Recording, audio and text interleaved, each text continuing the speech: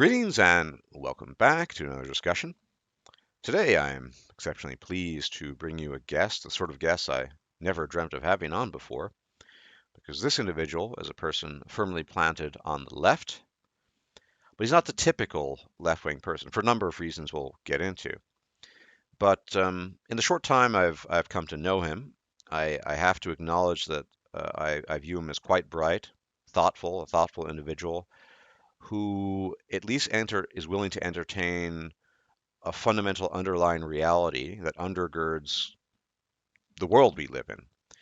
And I think he's also, and this is why I wanted to talk to him, he's able to separate that underlying reality from whatever idealism he might wish to pursue in his political ambitions or his goals. And that is something I think that is vanishingly rare in the modern or the most modern, or as I like to joke, the post at 1,000 posts modern left, because they're not really fans of reality. There's no agreement about a general ground that we're standing on and where we proceed from there. So without further ado, I bring you Ericon, who, by the way, has his own channel, although I'm not sure if the audience necessarily would be interested in the content. It's very niche, but I do enjoy some of it. And the first question I'd like to ask him is, you're not American, you're German, and you're from Eastern Germany. What do you think the cultural and historical influences of Eastern Germany were that pushed you in the direction to unabashedly declare yourself as being left wing? What would you say those are? Yeah, first I'd like to thank you for having me on. It's an honor. No, it's the And honor is all mine, I assure you. yeah, so to answer your question, actually especially the Eastern German part is very split for the English-speaking audience who hasn't any experience with the German-speaking world. Eastern Germany was, as you all know, I suppose, a long time a communist dictatorship, though I would definitely argue about the communist, yeah, term. But yeah, you heard that all before. That wasn't real communism. Um, that's not the point. The point is the aftermath that this, yeah, regime had on the populace was quite interesting. Because on one hand, we had an educational dictatorship, as yeah, maybe some of you are familiar with the concept of an educational dictatorship, but also you had this idea of the regime that the people just need to be educated properly, and then they would turn left all on their own, which is, by the way, in stark contrast to how the regime itself behaved. Because, all the satellite states in the sphere of the Soviet Union were socially conservative, which, isn't really that kind of leftism I personally adhere to. So, as you can probably imagine, it's hard to. It was causing kind of a cognitive dissonance for the people because, on one hand, they were, yeah, told all the time just behave properly in the right way being obviously the left way.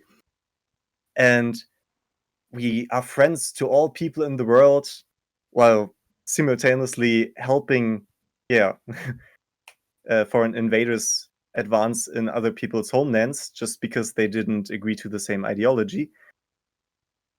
And this has manifested in the older generation, I would say, like the generation of my parents or grandparents, in either adhering to the socially and most importantly economically left values, like uh, uh, having the same rights for the whole populace, or having not so such a high disparity between different groups of people with different incomes. Income equality, things like that, you mean, maybe. Yeah, Yeah.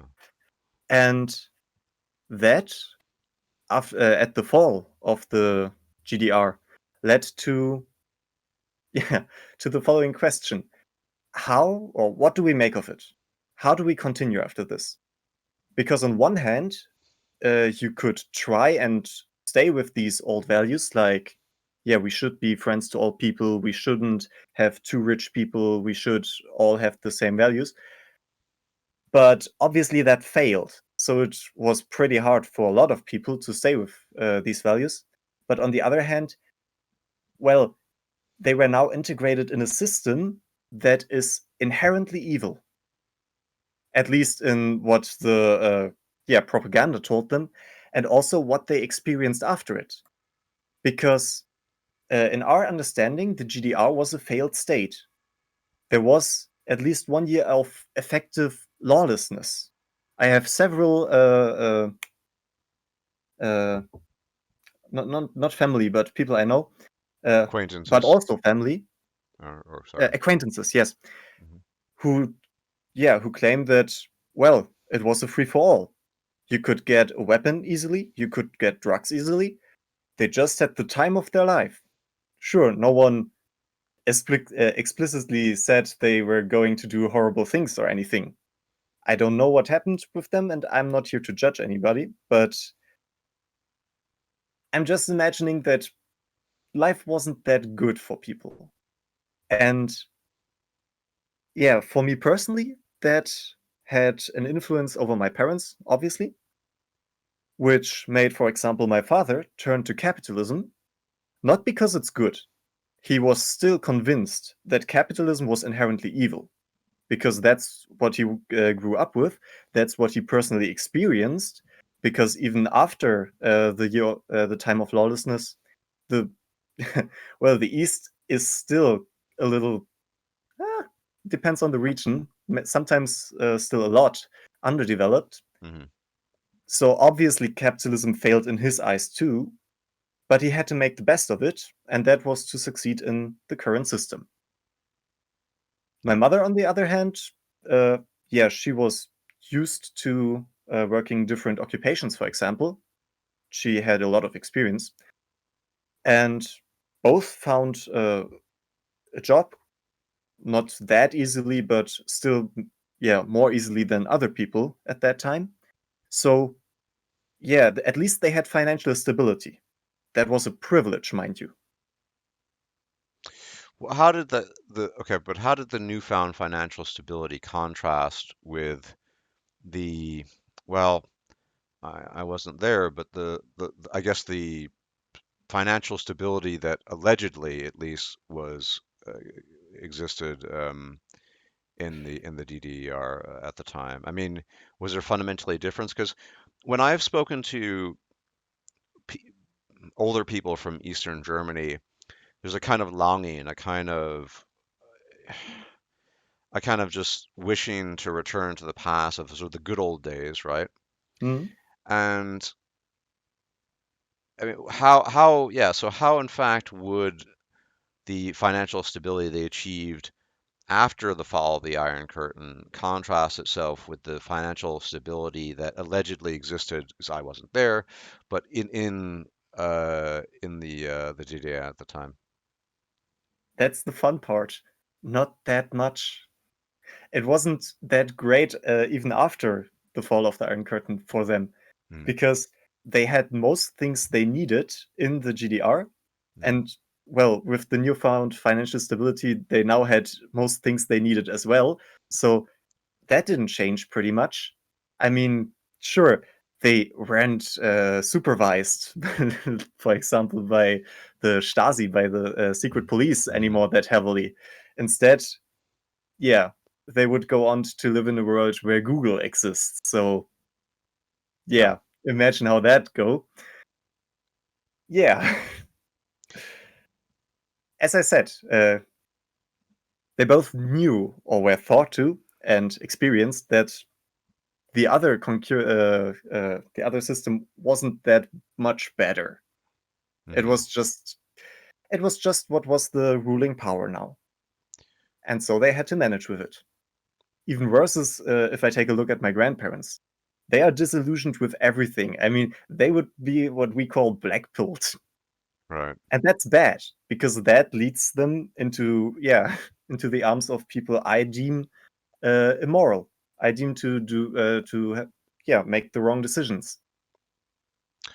Right. So, I mean, we'll get back to that in a bit. One of the ways I introduce you is my conviction based on my impression of you that you're very much grounded in reality. Um, and we've had, at least privately, a few opportunities to talk about the distinction between ideals, things one would like to see happen, and things as they are. Um, Mhm. so, and then I'd like to definitely get into some of these differences between the current incarnation of the left and your own view of things, 'cause I think that's quite interesting. But so let's just broadly say, in a world of many different individuals of different aptitudes, abilities, different inclinations, et cetera, um, that some of the left-wing idealism at times can deviate quite extensively from a realistic worldview. I think, obviously everyone knows here I'm not on the left, and Arikon knows that too. I'm much more centrist than anything else. But how does one first acknowledge a certain reality? So let's bring up, a favorite topic on this channel. It's not really a favorite topic, but it's something that's been covered a million times, like the gender pay gap. I mean, this is everyone's favorite, right? So Oh boy. no, but we can have a mature discussion about this. Sure, sure. Absolutely. Look, my view that I think is supported by basically the science, and it's also reflected in things. I mean, if you've heard of the Nordic gender paradox, for example, or Yeah. yeah, right, things like that, which it has this parallel in developing countries where women are much more likely to enter into the so-called hard science, engineering, informational science, and things like that. Mhm. Well, okay, my view is just if people, broadly speaking, want to do what they want to do, then let them, as long as there are no obstacles there. So in the West, there are no genuine obstacles that stand in the way of a woman who wants to study chemical engineering or be a computer scientist. But the problem I have on the say this particular issue, there are many others, but we're talking about this, is that most of us can acknowledge that on average there are psychological and physiological differences between men and women. And this will lead probably to different choices and different outcomes in life. And that's okay, right? It's Mhm. not the end of the world, but when you try to paint a picture of the world such that it is the end of the world, because I mean nothing exists in perfect parity in the world. You don't have a 50-50 equation for most things that are human, right? Mhm. When you have this problem, when you don't have what I think is a problem, but people turn it into a problem, there's an issue. Now, I believe you agree that there are, in general, broad differences between men and women, psychologically, physiologically. Sure. Why then so vehemently? I'm not saying you're doing this, but why do we see this vehement push for something such as 50-50 parity in job placement or occupation? When, at least in your case, we can say, okay, in general, there are these differences and they'll probably lead to different outcomes. And if that's the case, isn't I guess the artificial, now my English is failing me, now isn't the artificial enforcement of, of trying to bring about this ideal not going to work in the end and create even more tension, friction, even more problems? I mean, what's your view on that? Yeah. Okay. So there's a lot to unpack here. Okay. First of all, I'm terribly sorry, but at least in the theory, I'm kind of educated about that, so I know why other leftists do that, and I agree. Okay, I agree that we should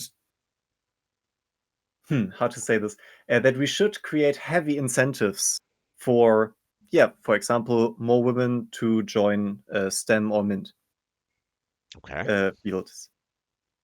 So, so that being said, We could talk about that too, but go on. uh, first of all, I think it depends heavily on the perspective. Because if you take the liberal feminist perspective, then you have to recognize that there is, or at least was for most of human history, a system of power.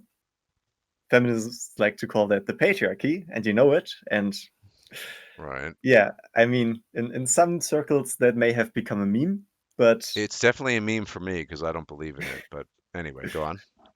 I like to treat it as a thing.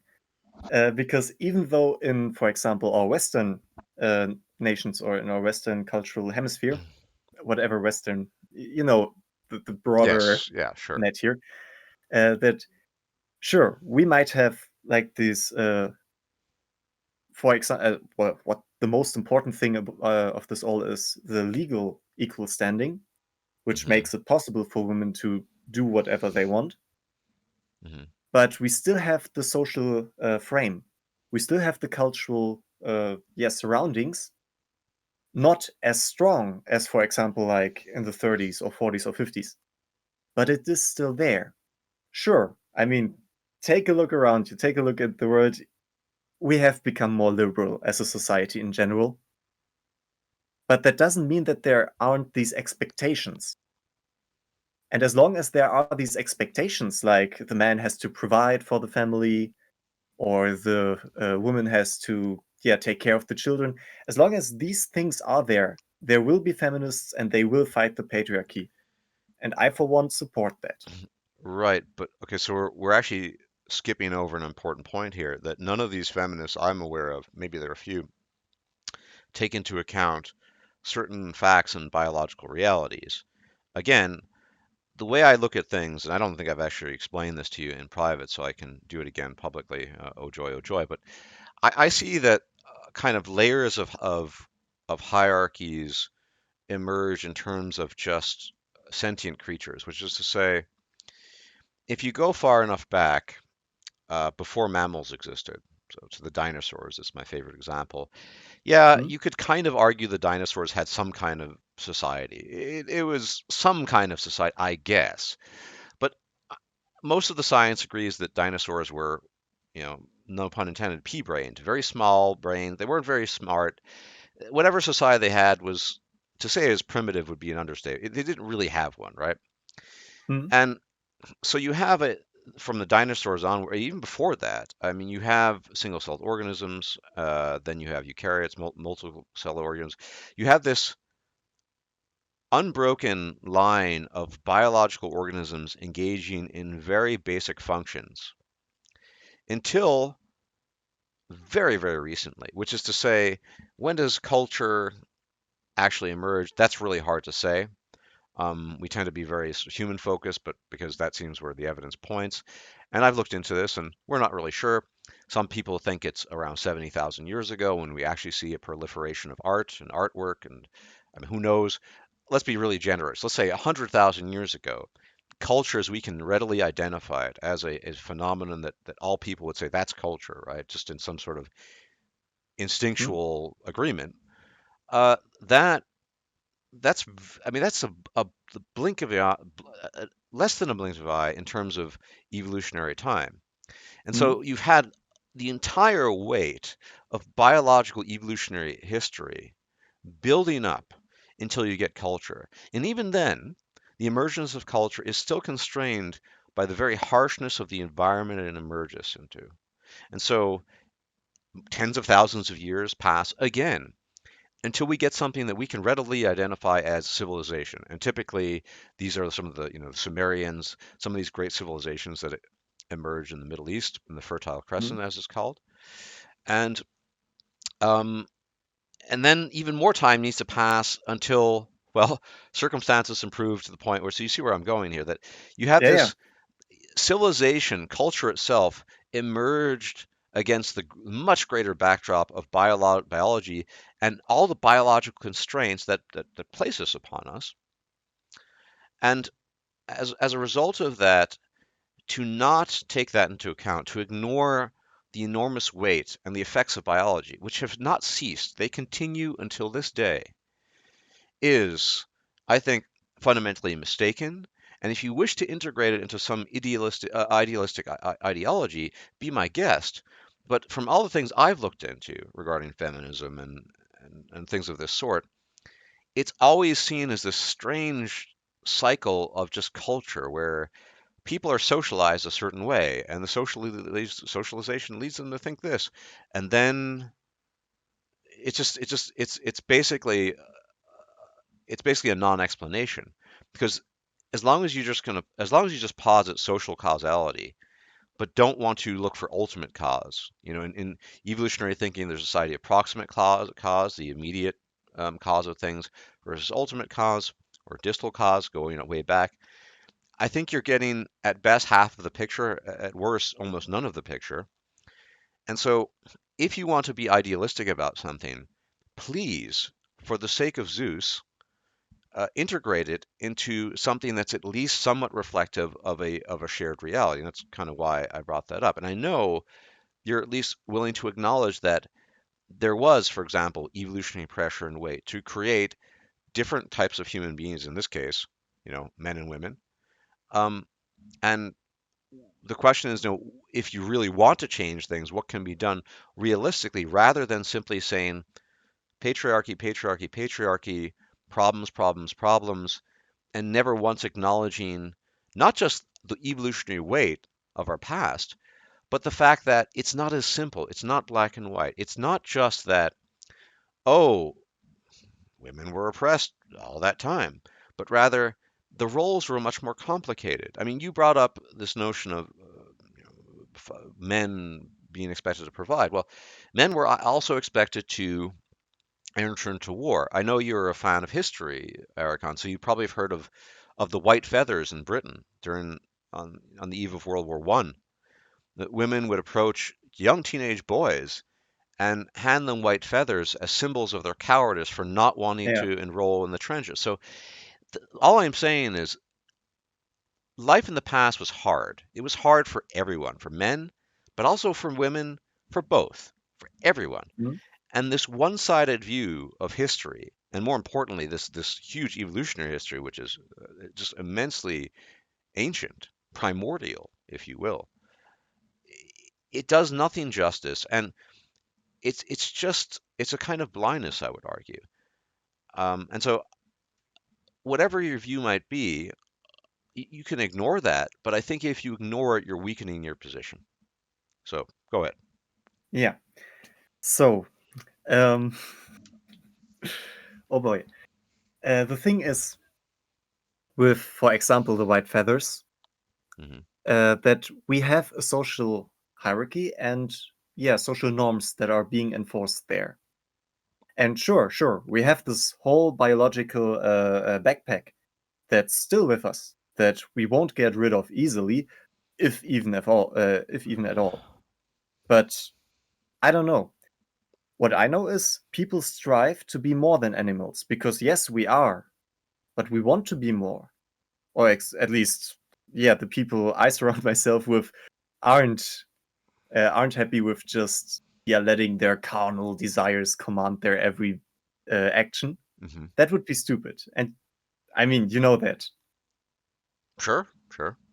So yes, we have these biological dispositions, but we also build our own frameworks and our own yeah mm, our own norms that we use to judge and that we use to yeah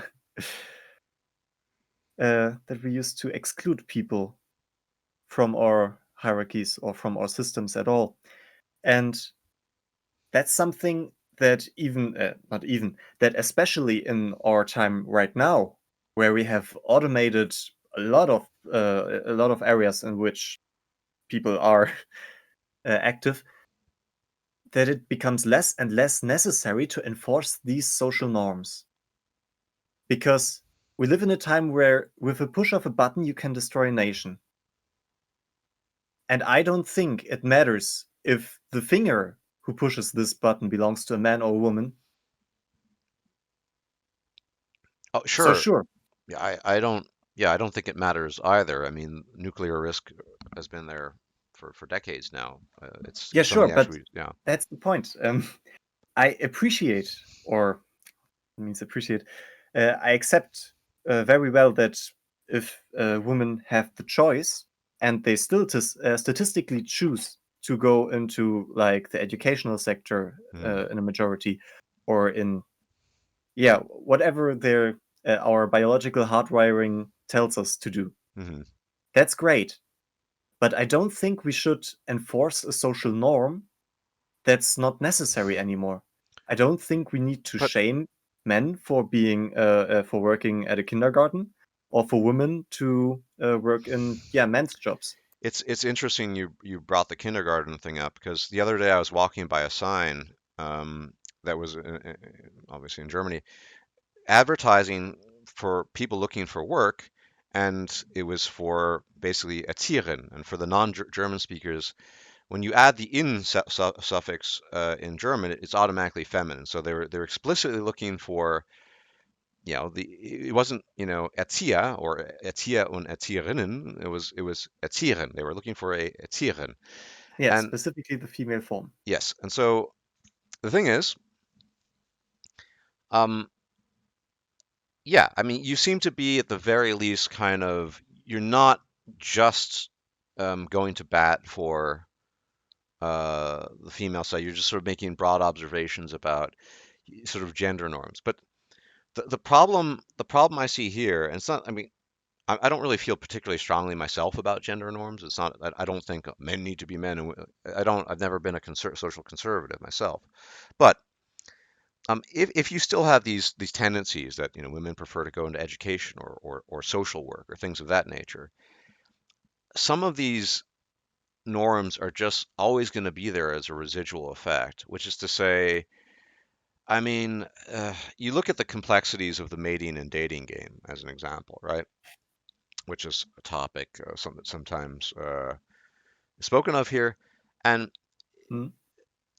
for example, who approaches whom in terms of uh, showing interest, right? And traditionally it's the man, whatever. But the problem here is even you have what you end up doing when you create this, when you make the claim of sort of gender norms, is that a person can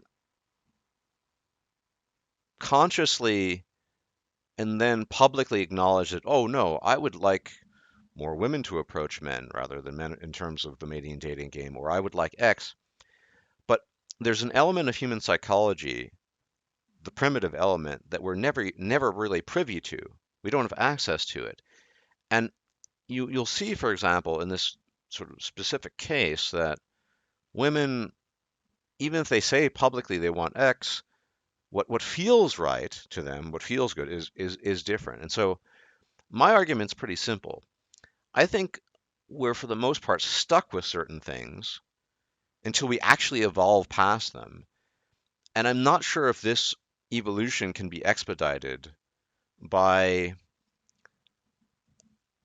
social enforcement or political enforcement increasingly in any meaningful way, which is to say, if things change in time, then they will change, but they will change because the pressures that emerge, which are going to be evolutionary pressures, are such that these changes will be demanded. Whereas, yes, you can change things nominally in terms of culture or politics. You can say you are no longer allowed to do this, or from now on we do this.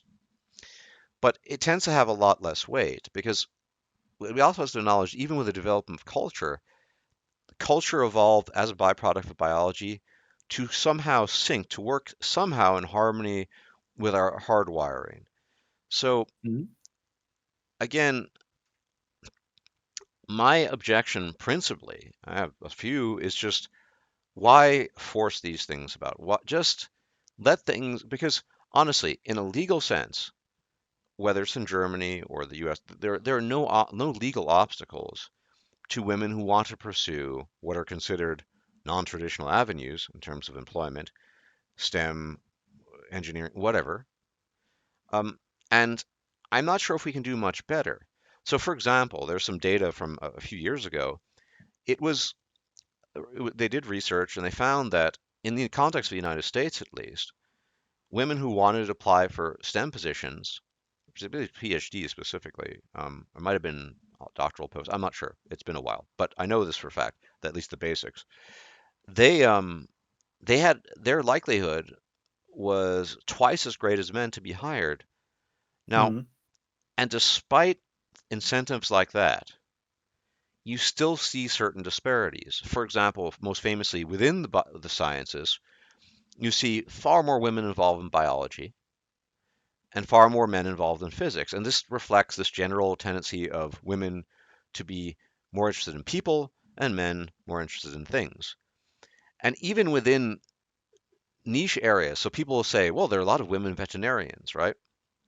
Well, sure. And they like cute and cuddly animals. But one area of veterinary medicine they typically don't operate in, where you have far more men, is farm veterinary medicine, which, frankly speaking, involves putting your limbs in unpleasant holes of various big smelly animals to check for things. And, it's not pleasant. And so even there yeah, you see, or medicine, women overwhelmingly favor things like pediatrics or dermatology and not trauma surgery. So again, I don't know how many more incentives you could put there. And even if you were, let's go really hyperbolic here, just bear with me. Let's go really hyperbolic and say, let, let's say for some insane reason that would defy any sort of economic understanding of things, universities just said, look, we want more female physics professors or chemistry professors, and we're going to pay them 3 times what we pay men. Maybe, maybe you would get more women, but then you still have a problem that when we go back to the mating and dating game, which I think is basically biological, women don't profit as much from attaining status or money as men do. And so they have to ask the question, would that, so what? You can earn more money, but how is that in terms of just life contentment, happiness, and an attractive prospect? I would argue, even in that case, which probably would never happen, they wouldn't opt for it. They would just say, well, it's just not, even though we get granted the money, it's just not worth it. In the same sense that all sorts of people say, I could work as a corporate lawyer, but frankly speaking, I don't want to drop dead of a heart attack at age 44, so I'll skip that. That sort of yeah, thing. yeah. So there you go. I think there are two different answers. I mean, Okay, what means different? Two, yeah, answers who play into each other for this case. On one hand, you are probably familiar with Slavoj Žižek. sure. Good.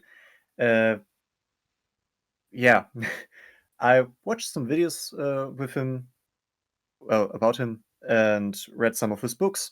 Interesting guy. Not on the, yeah, what we would probably call modern left side, Hmm. because he, as well as me, is far more interested in economic justice than in, well, I mean, sure, we are all interested in social justice as well. It's just that it's not as potent. Okay, so, and Zizek formulated in, I'm not sure if it was one of his books or a lecture with him, but he said essentially that feminism failed not because the idea of equality in professions, in law, and whatever is, yeah, a bad idea or shouldn't be pulled through, but because it, at least nowadays, has cemented itself as mainly and nearly exclusively as fighting for women's rights. But Hmm. he argues that we don't need to just argue for women's rights. We need to fight for, yeah, all rights, which means men and women and, yeah, the few things in between. But so that's his point. He proposes that we need something new, that we need something that replaces feminism but can fulfill the interests of, yeah, all groups, technically speaking. Yeah, that's the old school vision, obviously. Hmm. But I think Yeah, one, and now we're kind of coming to the crux of the matter, maybe one of the distinctions between the hyper modern left and this sort of somewhat older modern left is that the focus has moved far away from economic. I don't like to use the term justice. You can use it if you want. Economic equality. equality. I I mean, hate the word equality because it's such a. I really wish various languages could make use of better terms for these things. But yes, economic equality, and it's hyper focused on groups and outcomes for specific groups rather than broad, so say social class, which or socioeconomic class, which used to be the sort of the calling card of the left, so to speak. Yeah. Um, And that was part of the second answer, which I would also like to give if you Absolutely, don't mind. mach nur. Okay, and that is, yeah, the second part, that the left has, in the eyes of the right, and probably in the eyes of center people like yourself too, won, in air quotes, the culture war. Mhm. And I'd argue that this war is nice and all, but it doesn't matter as much. What matters way, way more, at least in our times, is, yeah, to have, and I'm sorry, but I need to stick with this term. Uh, yeah, economic justice. Hey, you can use whatever terms you want, and I will use the ones I feel more comfortable with. This is, that's Okay, perfectly fine. it's just no leftist with a brain would argue for economic equality, okay? Because we don't need and we don't want economic equality. Equality isn't meant to be like everybody's being paid the same. That's stupid. No, we still need to have yeah, we still need money to enforce a social hierarchy. That's actually a good thing. I know hierarchies are bad, and that's why I'm being banned from the left probably after this video comes out. But But what there is are the some. what's the distinction, Ericon? I mean, because you're the first person, or one of the few people that would actually argue for something such as economic justice versus this very newfound notion, and I'd argue it's a bit silly of just some world in which everyone earns exactly the same amount of money no matter what. I mean, what is your understanding? What does that mean, economic justice in your eyes? My understanding is, and it's awesome that I can now refer back to what to something that we started the whole thing here with. Uh, my father taught me that back in the day, like back in the day when he was growing up, Hmm. sure, the boss, the manager, would still make like 20 times the money that the cleaning lady would make, but Yes. at least just 20 times, not 2,000 times, not 200,000 times, not what today's, yeah, what we like to call the super rich are making. Hmm. Because that is something that we, and I hope many people who aren't or who wouldn't think of themselves as lefties, uh, would feel as unjust. That, sure, successful people deserve more than unsuccessful people, or people who yeah, who worked hard for their stuff, but Okay, so like not they don't deserve like that much more. before, Sure, more, but not the okay, world more. again, I think we're jumping the gun here a little bit, and I'll explain why. I mean, I'm just a person who fundamentally likes to work through all the details, the history, if you will. I know you like history, more modern history than anything else, but nonetheless. And I'm a big fan of, my everyone knows me, Thinking-Ape likes evolutionary biology. So here's a almost socio-biological economic analysis of first how we arrive at the situation where a CEO earns 2,000 times, right? I've talked about this on my channel before, but as you're new to the channel, I will reiterate some of this. Are you familiar with the term noblesse oblige? It's from the French, Mm, obviously. The I idea, don't heard it, but from the little French I speak, I think it means something like, yeah, that the rich are, or that the the nobility, aristocracy, yeah, the that they are aristocracy. obliged to do stuff. Yes. Well, there, yeah, that's right. So, but I mean, it's obviously it's a very succinct term. But what's meant by it is that people in positions of authority and power have a responsibility to people who are in the hierarchy below them. Hmm? Now, a lot of this notion did stem from some sort of misbegotten notion of that people who just happened to be born into the aristocracy were sort of de facto better. But a lot of it was just a pragmatic arrangement of reality.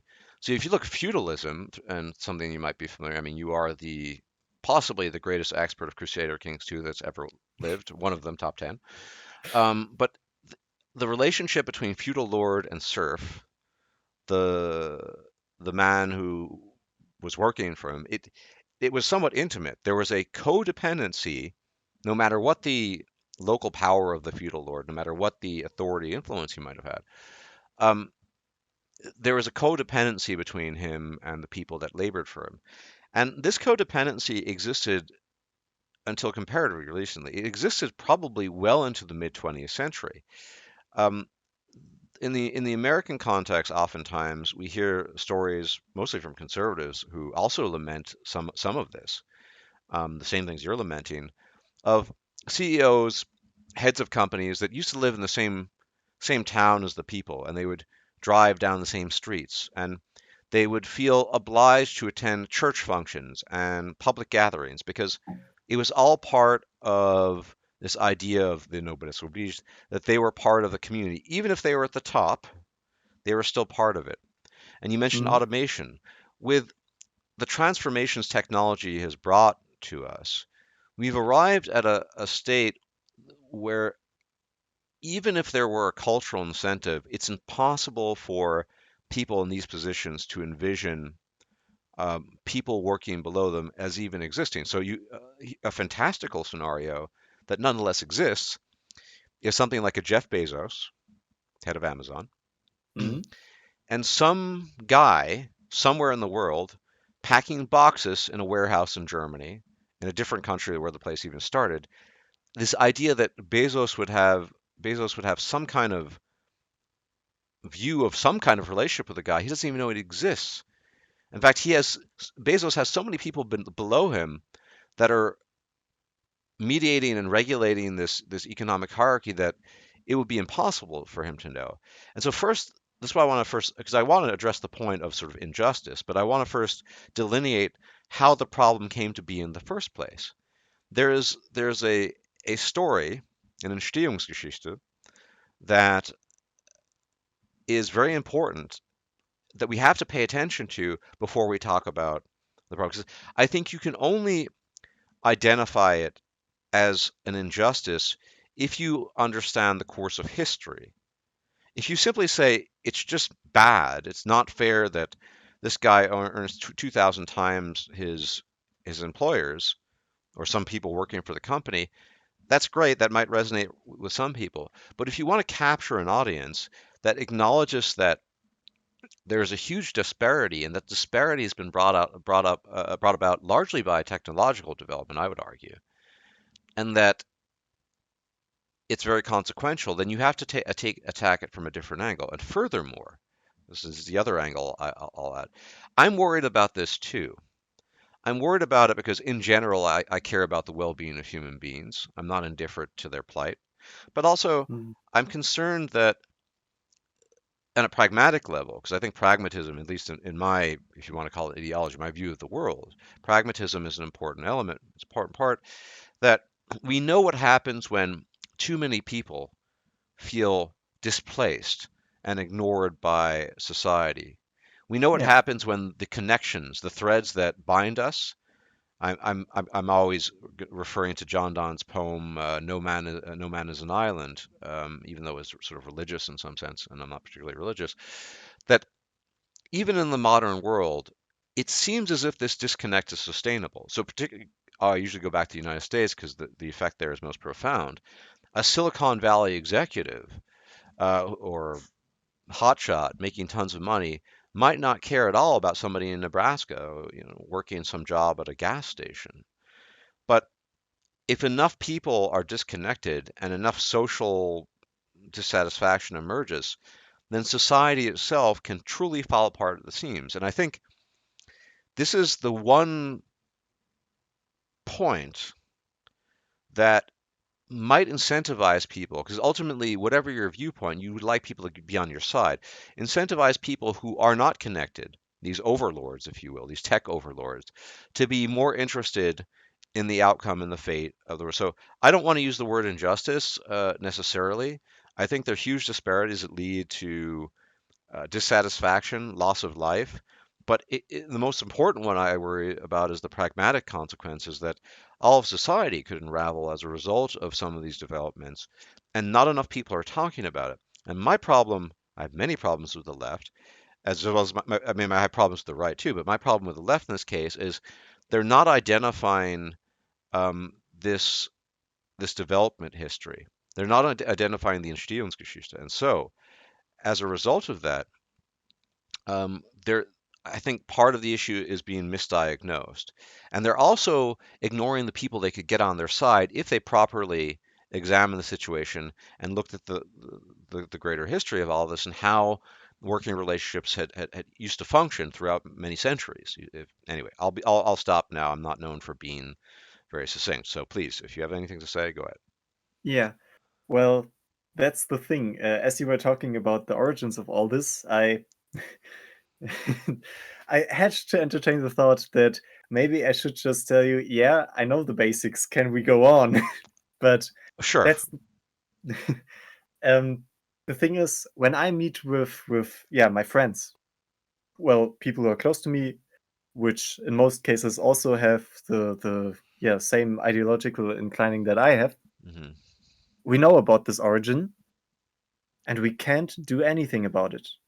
I mean, we can trust the democratic process to help, yeah, to help ground the rich people more, but that's not a particularly popular thing.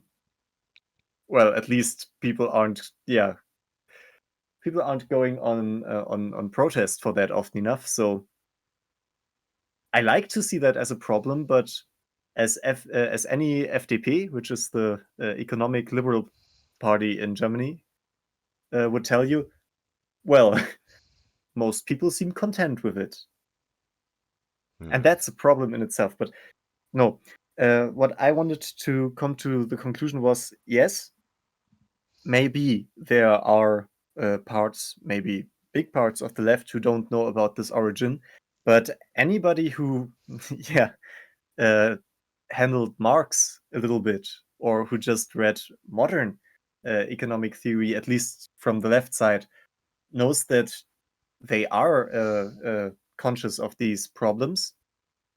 But well, our solution is socialism. So as you know, that's not especially popular. Okay, so and here's a problem with what I view as a problem with what you're proposing. I mean, and it's not even a problem that I feel particularly passionate about. I mean, I'm not very political. I mean, everyone knows this essentially, but still, let's say you were to somehow figure this out and introduce a socialist utopia. Let's just, for the sake of argument, say that. Okay. Now, on the global scene, you have countries that are in some sense in competition with each other. And Hmm. you might have your socialist utopia, but on the global scene, you'll have other countries that will not have the socialist utopia. They will have maybe similar systems to the current one or systems that might be even more efficient. Maybe they'll be more unjust, but more efficient. Maybe they'll be China. Maybe they will be our brothers in the East. And yet, the problem here, and this is a problem in general I have with overly idealistic principles, I made a video about this some eons ago, is that principles, if you really think about them in a historical context, emerge pragmatically. So my favorite one is sort of you've heard of the Magna Carta in England, Yeah. right? So it seems to be sort of the first breath of what people might view as yeah, the democratic whisperings in the West, and it allegedly leads to the great founding of the United States of America, which I have my own many criticisms of.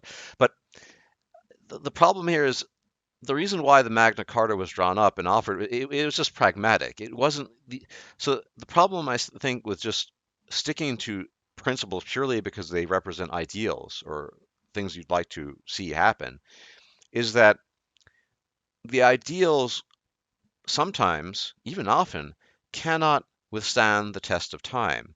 And so if you look at something like China, modern China, going forward, say outcompeting this hypothesized theoretical socialist utopia that you'd like to see, I mean, sure, you can say, you know what? I'm going to go down with a ship. I believe what I'm doing and what we're doing is right. And, to hell with the idea. It doesn't matter whether or not we make it as a society. You can do that. or you can just get on board with a reality of a world where pragmatism demands of us that we adjust and readjust our views of the world, as well as the policies that reflect those views. Yeah. Well, that's a point where I often enough also run into a wall because, Hmm. well, maybe, hopefully, I like to believe so. A socialist utopia is thinkable, but yeah, in a world where different nation states or different in the future probably super states will yeah be competing with each other, it might be hard for a socialist utopia to sustain itself. And I don't have the answer. I don't have a definitive solution for that problem. I just, yeah, I just believe that this solution that I have, socialism, might be good for people. Right. I think, and it's important to identify. I mean, your desire for this is born out of, I think, in contrast to a lot of people on the left, not spite and not hatred, but you genuinely want to see that people doing well. You know, you want to see people that are not suffering, not. This is something I think that we often miss in the most modern incarnations of the left because it just seems like angry people who want payback or something. I mean, and to the point of China, and because this is another thing that I wanted to bring up with you, I have this continual sense, even though I don't sit in at the dinner parties of the CCP, um, that as the West unravels, fighting over this trivia, these really minor issues, these bagatelles, I just think that they must be laughing their butts off. They must just think this is just absolutely hilarious. Meanwhile, they're engaging in what if the left actually were to critique China, neocolonialism throughout the world. It's a kind of Yeah, economic, neocolonialism, but yeah, that they're in is South correct. Africa, South America, other places in Asia, etc. So it this is kind of an issue. Now, earlier you brought up something we talked about privately as well, that the integration of some of the cultural wins, if you wish, or gains rather. God, my English is faltering. Some of the cultural gains that have been achieved in the last couple of, you say achieved in the left-wing sense because people want it, acceptance of gay rights, things like that, being incorporated into the corporate world. So when you see, Coca-Cola flying the rainbow flag, right? That's that's seen by many as a gain, and it is obviously objectively, if that's what your ideology dictates, you think is good. But Hmm. you don't see that as you feel, I guess, a bit torn on that. You're not exactly as pleased with that result as some people on the left. That is correct. Hmm. Because on one hand, sure, the acceptance of these ideas, like acceptance of gay rights or like LGBTQ acceptance in general, Hmm. is being implemented on a wider scale. And you can see that very good by corporations just doing it to get more money. So, and that is something. Yeah, sure, sure. It's good that the acceptance is there, that they dare to do that. But I don't know, something in yeah, in me just tells me that's wrong because they didn't fight for it. They didn't even lift a finger when this whole thing was very yeah, very thought about in the general in the public opinion. They're just Opportunists. yeah, they're opportunists. In Germany, you would say sie schmücken sich mit fremden Federn. They're Yeah, decorating themselves with feathers who aren't yeah, theirs. yeah, yeah. And yeah, I don't like that, obviously. I mean, nobody would. So yeah, But do you find yourself then at odds in political discussions with people on the left who think, well, sure, but it's still a win, or sure, but I mean, on you're a pragmatic level, they're right. On a pragmatic level, it is. a win if you want so. But Hmm. yeah, I can't help but have a bitter taste with it all.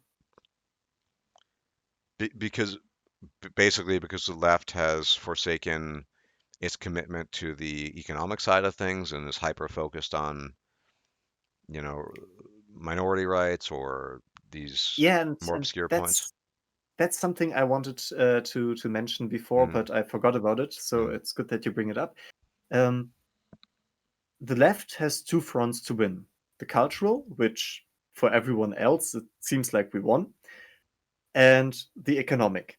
And in most countries of the world, the left isn't capable to win the economic side mm, because people just like having stuff. And having less stuff isn't an option even for the super rich, I suppose. mm. So the left has only one field where it can effectively engage, and that field is the cultural sphere. So it has no other choice but to put most of its energy into this cultural field. Because if that's the only thing we can change, then we have to change it. Yeah, it sound. I mean, on its face, it sounds like a wonderful explanation of what happened to the left, and but I feel. I think there's a problem. I feel it's almost as if you're giving them too much credit. I mean, you're a smart guy. You're very thoughtful. Sure, maybe that's how you look at things. But in my encounters with people on the left, they don't have this rationalization. They don't think, oh well, we can't really deal with the quote unquote horrors of capitalism, so we might as well just migrate to a new to the cultural field and wage campaigns there. Um, Maybe that's the case, but I'm not sure. I think there's something else going on. I think that the left has just redefined itself basically as being much more interested in group interests and cultural phenomena than the economic stuff. But I don't, and so I'd agree with you. But it's I don't think it's because they have thought it through and they've offered a rigorous analysis of why they can't succeed in terms of the economic systems. Even though I agree with you, um, everyone, left, right, center, up, down, north, south, west, east, they all love having stuff. Yes. But your analysis might be accurate for you and some individuals you might know. I don't think most people on the left spend much time thinking. I mean, they're too busy enjoying their stuff to actually think, oh, well, I'd have to give this up. I'd have to forsake this. So The it's, dreaded liberal left. well, And I that's mean, funny because I yeah. would count myself as a liberal left. I am pretty liberal and I am very left. So, Well, I mean, you have to explain. My audience is largely American, so obviously, liberal in the American context just means oh yeah, left. yeah, yeah. Whereas in Uh, Germany, it doesn't just mean left, or throughout Europe for that matter. hmm, So maybe you can explain to the audience then what you mean by that. yeah, mainly in the European, though I might not be as accurate with European, but more than in a German sense. The liberal side mainly is focusing on, yeah, personal liberties, which on one hand surely includes economic liberties, but on the other hand also includes like trans rights, LGBTQ plus rights, the whole thing. Hmm. So liberal, I mean, the party I mentioned before, the FDP, they are they are liberal in a sense that they are for more personal liberties, but on the economic stance, for example, they are very capitalist. So they are the, I don't know, the American equivalent for an ANCAP, and they are an absolute minority. In the last few years, sometimes they weren't even sitting in the parliament. So Hmm. yeah, our understanding of liberal is a little bit different there. Yeah, yeah. And I think in general, yeah, it's weird in a sense, although not everyone would agree, just like you're going to get divisions in the left. But in as much as I view and probably, people like me and but especially specifically people on the right, even more so would say, oh, the left has won the cultural war. I think most people on the left who are focused on economics would say that the right has won the economic war, Yeah, right? for Uh, sure.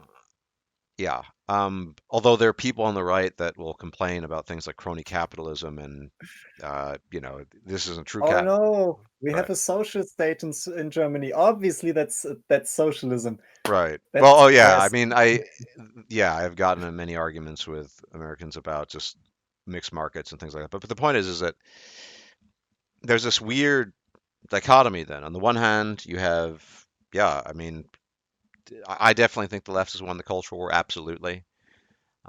Even as we're constrained in our speech, even as we speak, that's the indication of it. And Hmm. for the record, if in a different reality, let's say the many worlds theory of physics is actually true. I mean, I don't believe that the right wouldn't constrain our ability to express ourselves. I think they would. They would just be focused on other things. I'm not naive enough to believe that. Surely. But yeah, economically, in as much as, people can get stuff, y- and they want more stuff. Yeah, the right has kind of won that. But I think because there's a much greater consensus that having stuff is good, and Hmm. I think in general having a certain amount of stuff is necessary for a decent life. There's a threshold, obviously. There's a fine line, perhaps. In fact, they've done studies to show so what sort of income threshold needs to be reached in order to have a basic To be existential happy. Yeah. contentment. And I think it was something like 70,000 USD a year, something like that. And when you see that, it doesn't really do much. I'd Hmm. have to look at the stats again. It's been a while, but since that is just kind of when then the only, even though the left has won, and the cultural war, that seems like the only thing that people can see and talk about. And I too, for other reasons, are concerned about what I see as this unimportant distractions of this hyper focus on groups and this and that, when there's a bigger picture here. There are other things at stake, and they're not even necessarily um, political per se. I mean, one thing I've spent a lot of time on in recent years is kind of just estrangement in general, Entfremdung, Yeah. and and just and yes, you can say it's economic. In partly it is. I'm not just using the sort of Marxian sense of it, but But you should. okay, Actually, okay. no, no, no, no, no, no, no, no. Hold your breath. Uh, the estrangement that we are experiencing today is actually what Marx predicted. Sure, sure. Marx didn't get everything right. You could say in a whole lot of things he was wrong, but at least in the estrangement aspect of his theory, I think he was more than right. But the devil, my friends, in the details. So when I'm talking about estrangement, I'm not really hyper. Yes, there's an economic element there. I'm focused on the estrangement and the alienation that has emerged as a result of unpredictable technologies like the internet. I'm focused on the estrangement of people that feel increasingly isolated. And it has more to do, I think, with just, yeah, as I said, somewhat random, unpredictable technological developments that nobody could have thought of 50 years ago, or maybe a few people, but let alone 100. I mean, 100 years ago, and certainly even further back. When Marx was writing, I mean, there's just no way. You look at doomer culture, for example, which I think is, For sure. people make fun of it, and I know it's a laugh for a lot of people, but there are real elements of suffering there. I mean, there's a reason why it exists, and there's a degree of authenticity to it that you couldn't have predicted just because the technology that has helped create doomer culture and sustains it um, didn't exist. There's no way. So yeah, okay. If you wish to argue and say that Marx kind of predicted an estrangement that has something to do with market systems, because I guess that's what you're arguing. Sure, but it's more to do with the specific. We had market systems long before there was the internet, and the degree of estrangement and sense of isolation and being cut off from your fellow human beings simply wasn't as great.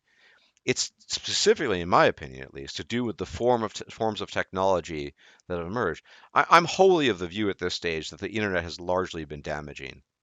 I think in the majority it's been very harmful, and I also think that whatever solutions it offers are basically solutions to the problems it creates. So we look at the situation, which you don't suffer from, praise the gods, but of a lot of people who feel socially isolated because of just the nature of communication, who then try to find human connections online, and I'm not even specifically referring to romantic ones, but just general human connections. Um, as a consequence of that, as a band-aid solution to a problem that the technology created in the first place. This it's a vicious cycle.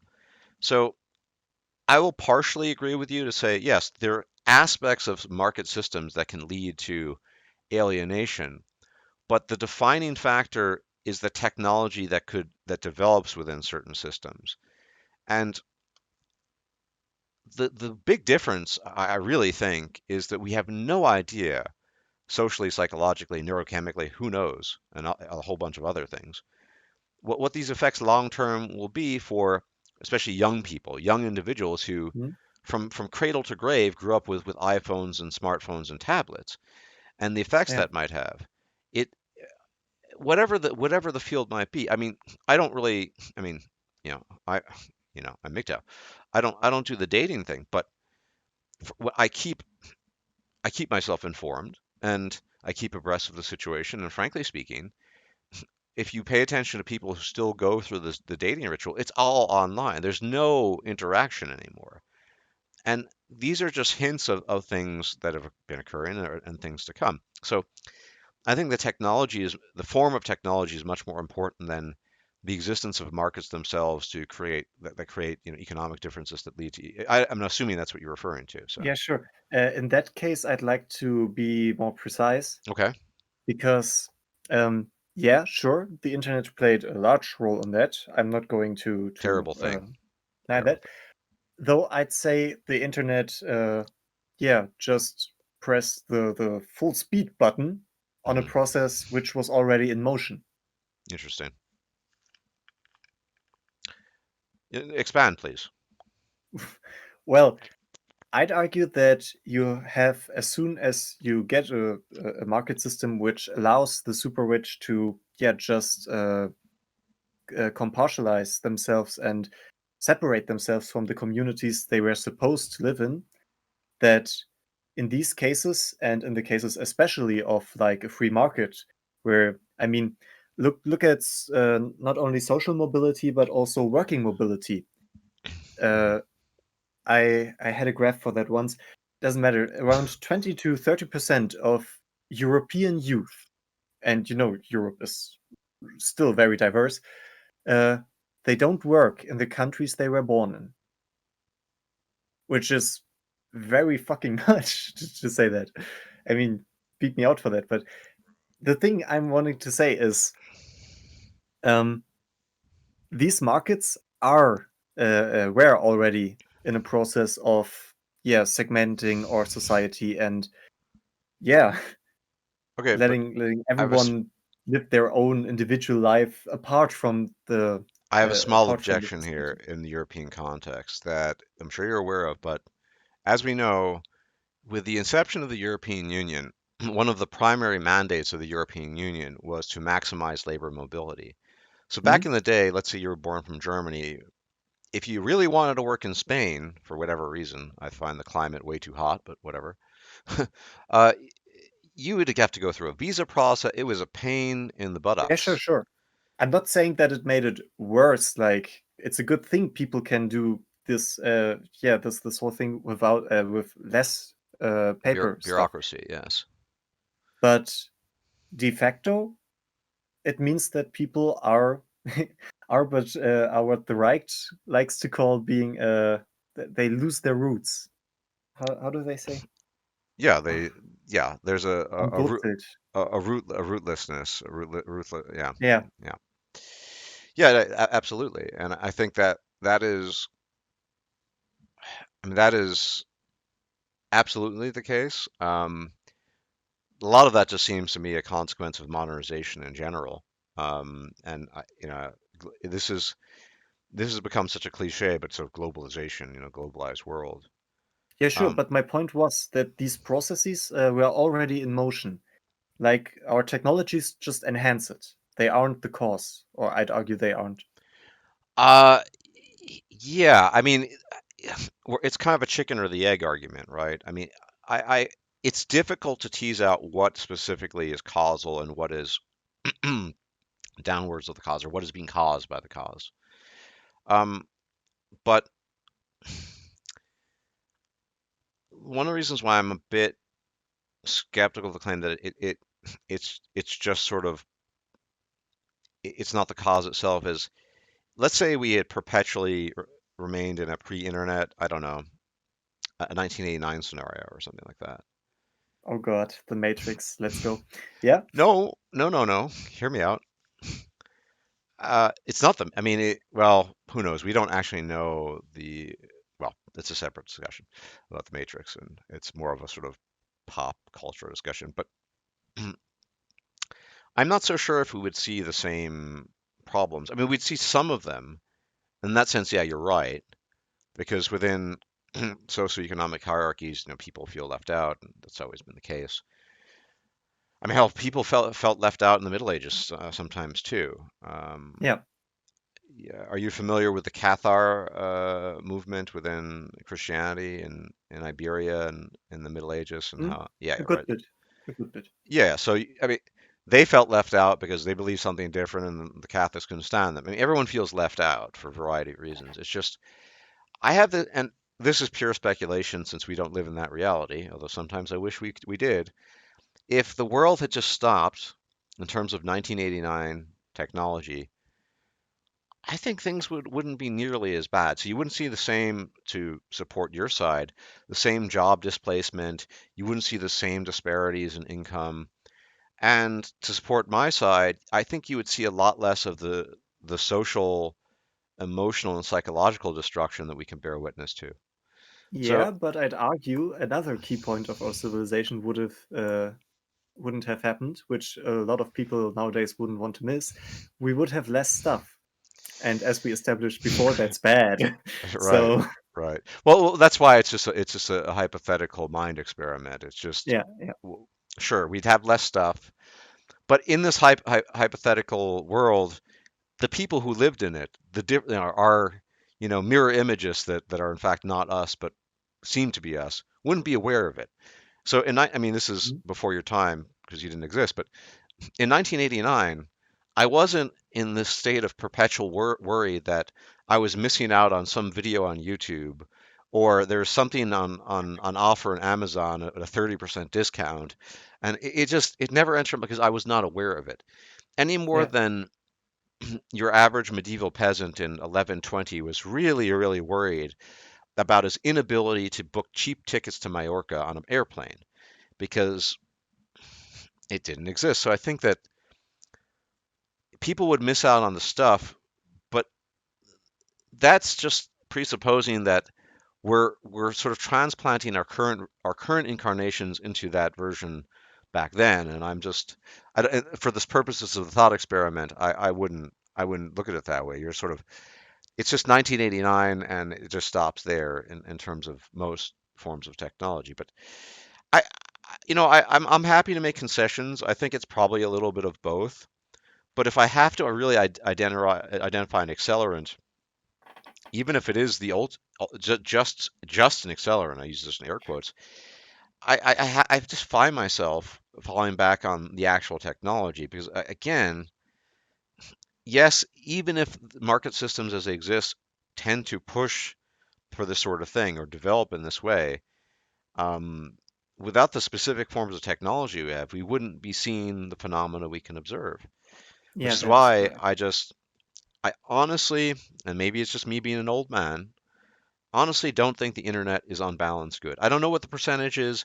I used to think the internet was something like 50-50 because I was trying to be charitable. And now I'm leaning towards the internet is kind of 70% good, bad, and 30% good. And not that we can unmake it. We can't unmake the internet, obviously. But yeah, it's just I just don't think it's been beneficial. And my main concerns are not the political stuff so much as what's happening to your average person, particularly young men. I worry about them a lot. And yeah, it's just the I think in a lot of ways, and I know you're certainly not post-political at all. I've talked to you, and but a lot of people do feel because of this estrangement, post-political, they see people, SJWs in the store, just raging and fighting each other and doing all this, and they just think, what does this have to do with me? I'm stuck at some dead-end job doing this. I have no future. I can't go anywhere. I don't have the resources to go anywhere. This cannot be my life, and yet it is. And I'm almost kind of leaning towards the obsession with politics is a bit of a luxury for people who not only have enough stuff, but they maybe have enough of non-material stuff. Well, I'm not as well. I'm not really sure, but I talk to a lot of people that not who aren't really political.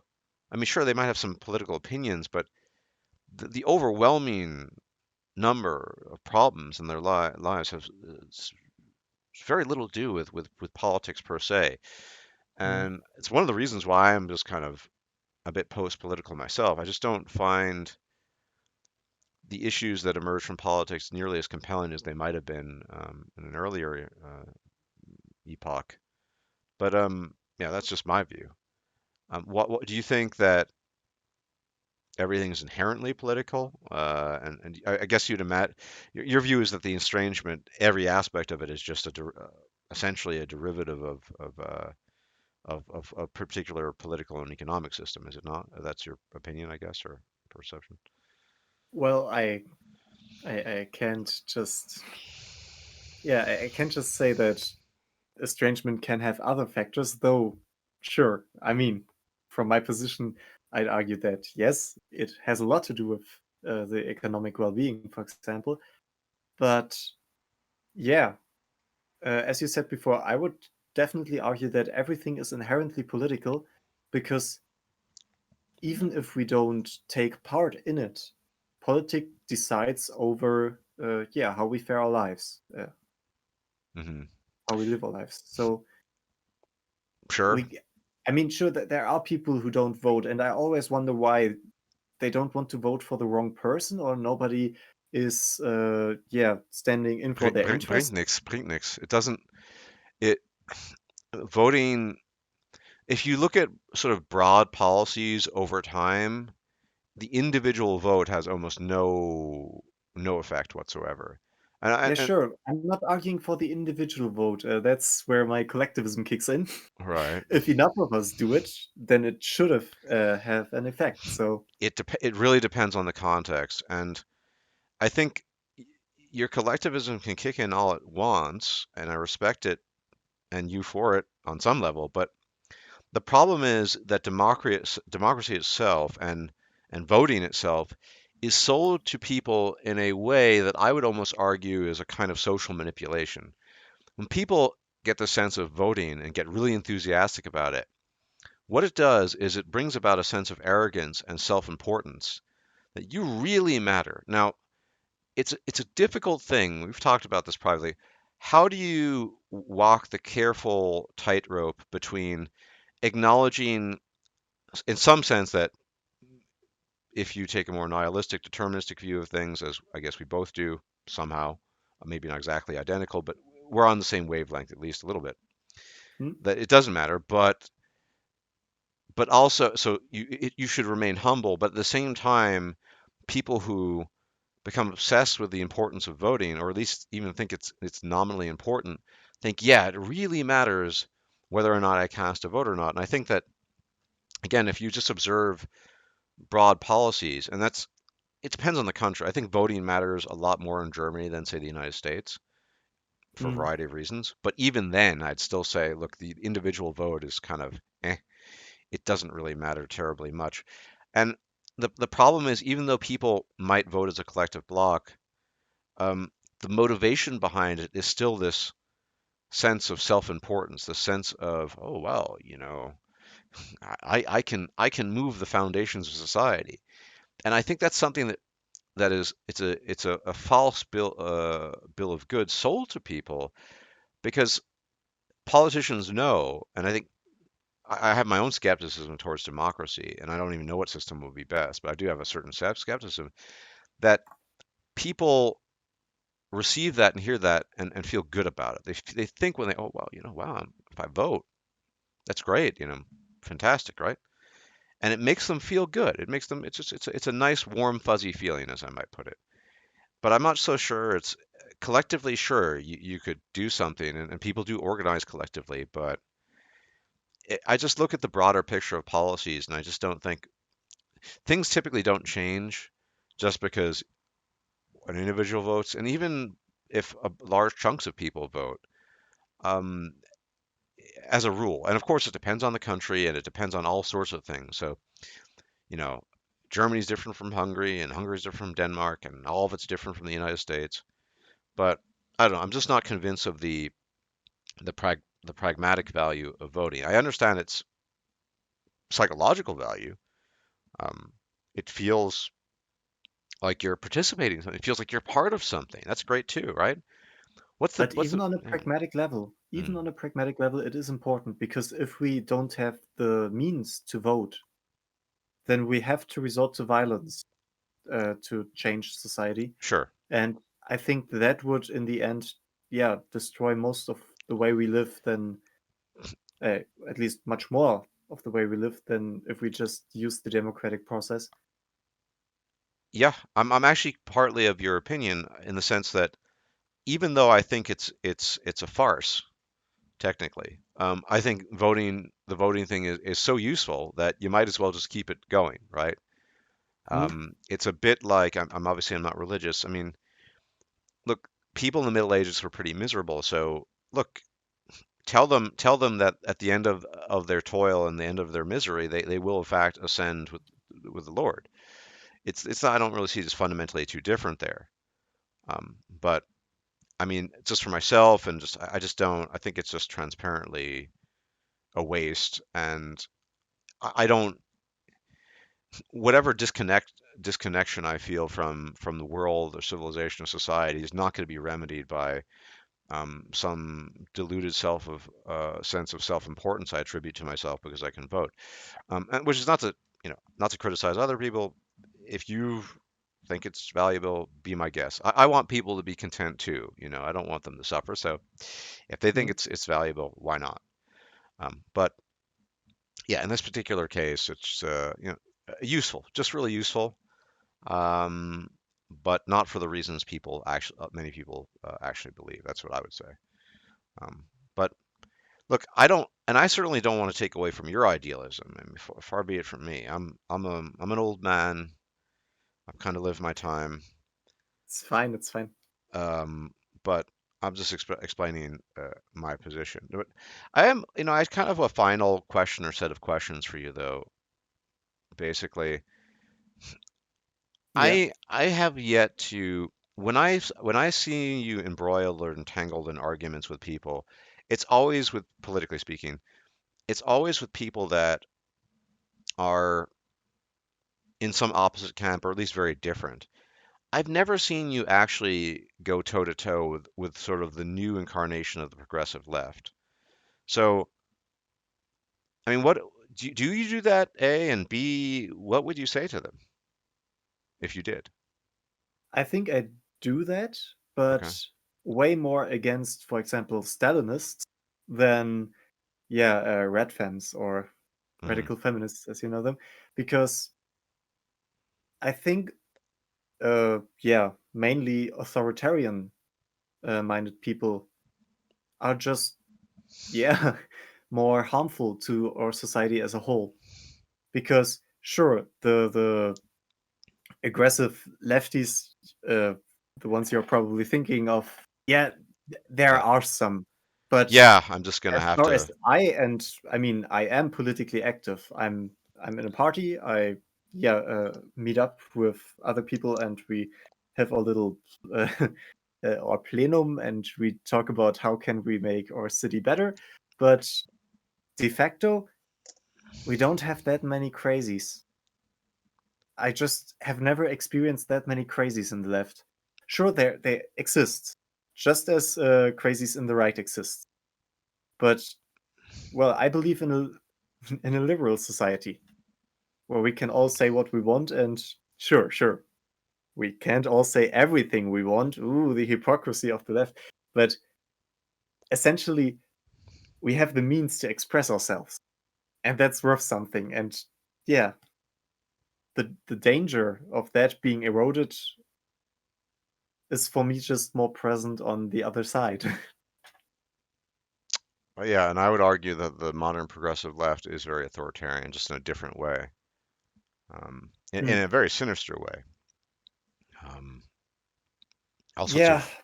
but still not Stalinist enough for me to go against that.